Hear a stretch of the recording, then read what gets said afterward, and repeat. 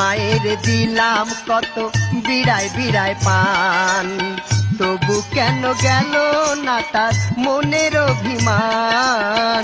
তুই নাকি বাবারে একদিন দেশ নাই রে সালাম, সেই কারণে বাবাই করছে তোর নামে বদনাম। তোর বাপের দেখলে আমার, তোর বাপের দেখলে আমার বল থাকে না গায়, আমার সাথে যাবি ঢাকায়, গেলে কাপড় বদলাইয়া জলদি আয়।